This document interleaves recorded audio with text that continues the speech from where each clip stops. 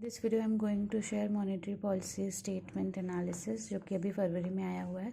सो यहाँ पे मैंने कुछ रेट नोट कर दिए हैं। लाइक जीडीपी पहले 6.5 इंस्टीमेटेड था, 7 आया है। देन सीपीआई 4.5 है, एलएएफ 6.5 है, एसडीएफ 6.25 है, एमएसएफ और बैंक रेट दोनों ही 6.75 है। एंड देन फॉरेन एक्सचेंज हमारा 586.9 बिलियंस एज ऑफ सितंबर है, सॉरी। एंड इसके बाद अभी जो आरबीआई का स्टेटमेंट है उसके अकॉर्डिंग विड्रॉल ऑफ अकोमोडेशन हो रहा है बिकॉज ऑफ फ्लक्चुएशन, क्योंकि इन्फ्लेशन को कंट्रोल करना है। 4% +2 और -2% के रेंज में रखना है, that is why.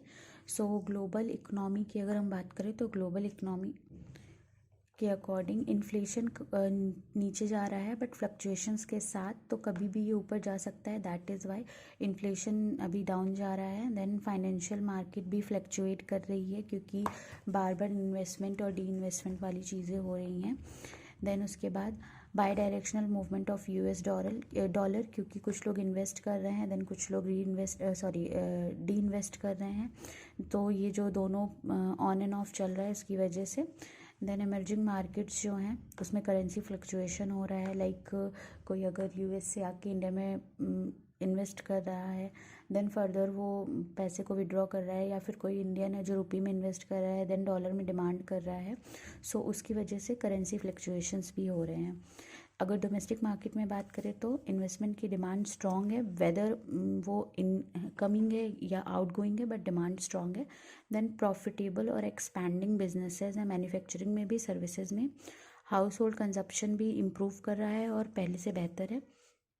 Balance sheet अच्छी हो गई है बैंक्स की बिकॉज ऑफ एनपीए में इम्प्रूवमेंट आया है, और ये इम्प्रूवमेंट बैड बैंक्स की वजह से भी आया हुआ है, और बैंक्स का वर्किंग भी इम्प्रूव हुआ है। सो नेक्स्ट है government trust on capital expenditure. So government जो कैपिटल एक्सपेंडिचर कर रही है उसका जो रिटर्न है वो 2, 4, 10 साल के बाद मिलेगा, तो वो भी एक पॉजिटिव डायरेक्शन में ही जाएगा। अब अपर साइड रिस्क क्या क्या है, तो सबसे पहले फूड प्राइस, तो फूड प्राइस फ्लक्चुएशन होगा बिकॉज ऑफ इन्फ्लेशन हो ही रहा है। Then geopolitical events, like अभी जो इजराइल वाला वॉर हुआ था उसकी वजह से सप्लाई चेन डिस्टर्ब हुई थी, और ऑयल वगैरह का डिस्टर्बेंस, उसकी वजह से फिर हाइक हुआ।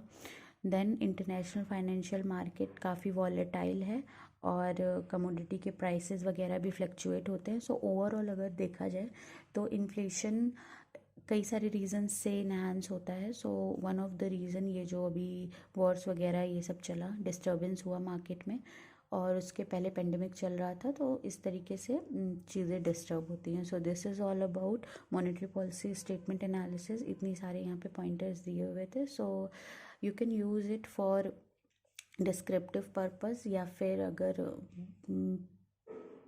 डायरेक्ट रेट्स पूछ सकता है, सो रेट्स आप डायरेक्ट यूज़ कर सकते हो। अदरवाइज़ ये डिस्क्रिप्टिव के लिए काफ़ी बेनिफिशियल रहेगा for RBI grade B. Thank you.